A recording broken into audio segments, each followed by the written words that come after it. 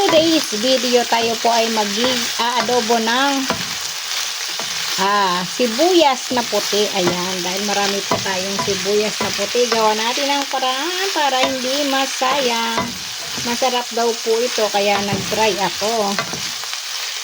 Sarap daw po itong gawing adobo. Adobo sa toyo. Try natin. Kung talagang masarap nga yan. Kesa naman sa matapon lang, kasi ang daming inuuwi ng aking kapatid na reject na sibuyas. Kaya marami na tayong naipamigay. Yung mga natira na may mga tama ay pinagtatanggalan ko lang ng sira. Tapos ginayat ko na. Hinagasan ko at ginayat ko. O, diba? Ang dami pa. Bawal magtapon ngayon kasi maraming nagugutom. Kailangan nating maging malikhain sa mga lutuin para mapakinabangan yung mga itatapunan na pwede pa namang kainin na masarap. O, diba? Subukan natin ngayon yung adobo sa toyo na sibuyas. Sabi masarap daw yan, sabi ng kumare ko. Kaya nagluto din ako. Yan. Try ko rin.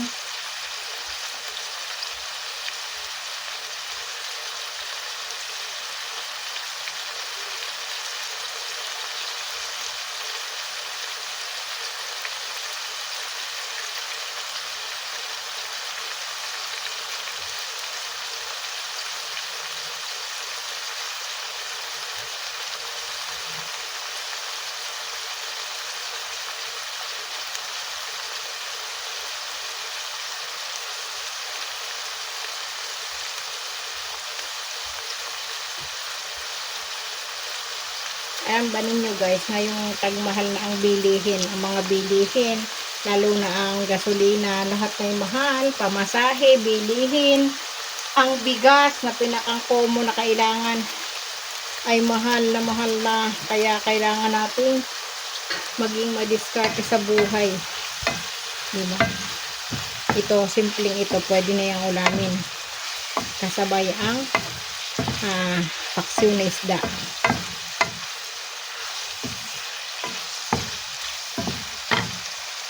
Lagyan natin ang paminta para masarap. Mahilig kasi ako sa paminta. Sa black pepper. Yan ay konting pampalasa. Asan ang toyo natin? Lagyan natin ang toyo yan.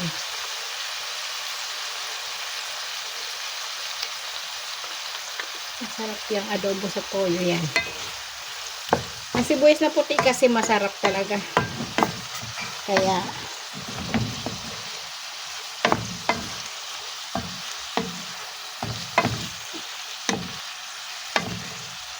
pag ito masarap, ulit-ulitin ko to. Maganda kaya ang sibuyas sa katawan. Antibiotic.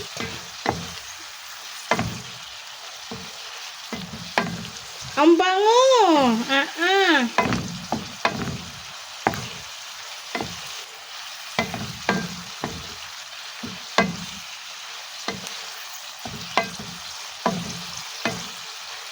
Hayaan lang natin muna yan na maluto. Parang gusto ko na agad tumikim. Grabe. Ang bango-bango kasi.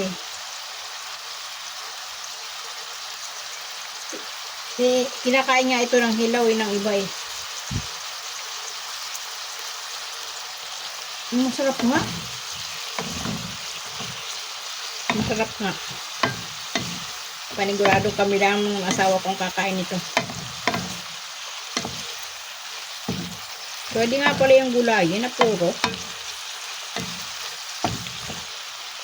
Dagdagan natin ang toyo para mas malasa.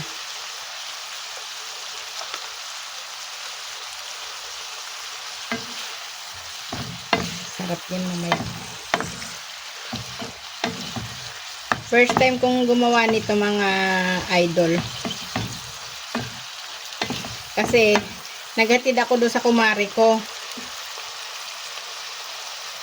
Doon sa mga natirang sibuyas. Naghatid ako sa kanya. Tapos maya-maya ay nagpasa ng picture. Nagluto siya ng ganito. Sabi ko, matry ko nga. Yung kasing mga naiwan ditong mga matindi ang sira ay tinapjas ko at sayang. Pinagtatanggal ko yung mga sira. Oh, marami pa akong nakuha. Maayos pa naman. Hinugasan ko lang.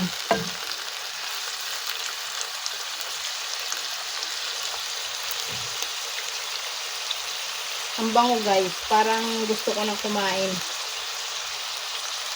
Parang mapapadami na naman ang kain.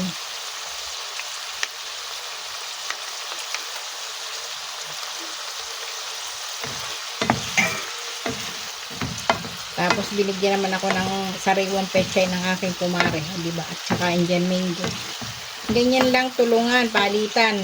Kung sinong meron, kung sinong pwedeng magbigay ay magbigay. Ganyan lang tayo. Sa hirap kasi ng buhay ngayon, kailangan ay tulungan. Alalahanin natin yung walang-wala. Kasi nakakaawa yung kalagayan ng kumare ko doon. Nasa bukid sila. Kaya lagi ko silang naaalala pag ako ay nagbibigay ng mga galing sa palengke. Mas kailangan nila yun. Kasi walang maayos na trabaho yung asawa, yung kumpare ko, kaya lahat ng diskarte din ginagawa ng aking kumare. Kaya lagi ko silang, kahit na magsakripisyo akong maghatid, mayroon naman akong e-bike na dinadrive. Malayo kasi yung kanila. Pero kung talagang gusto mong magbigay, di ba? May paraan. Bibigyan mo rin ng panahon para pagpapalain ka naman ng Panginoon, di ba? Pag ang tao mo pagbigay, pinagpapala. Kanina, ang mga kapitbahay namin ito ang tuwa doon sa aking nakalagay sa planggana na ayuda. Mapapanood nyo guys yun sa aking upload. Sarap. Masarap nga pala ito. Dapat matapang sa toyo. Kulang pang toyo.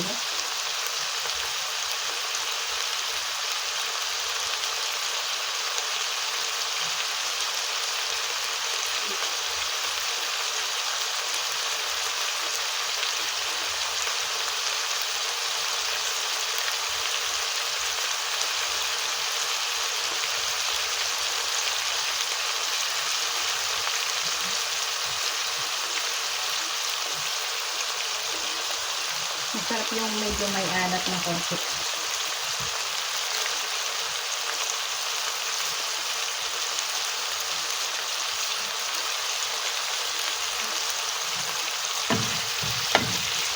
O diba? Parang pang steak. Nawala lang ang karne. Pero in fairness, masarap pala. Mawiwili na akong magganito. Lalo't libre na. O, diba? Kasi itatapon mo. Pwede palang gawing ganitong ulam. Pwede rin siguro itong torta. Yung halimbawa magpiprito ka ng itlog, mas marami ang sibuyas kaysa itlog.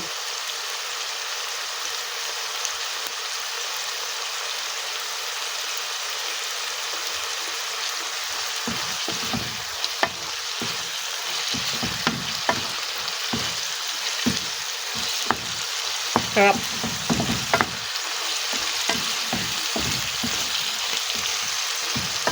Tama na siguro ito guys. Yan. Tama na ito. Para medyo malutong-lutong pa. Thank you for watching. Try nyo din ito mga idol. Ayan.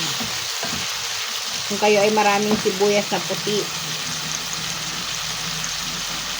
Bye-bye for now and thank you for watching.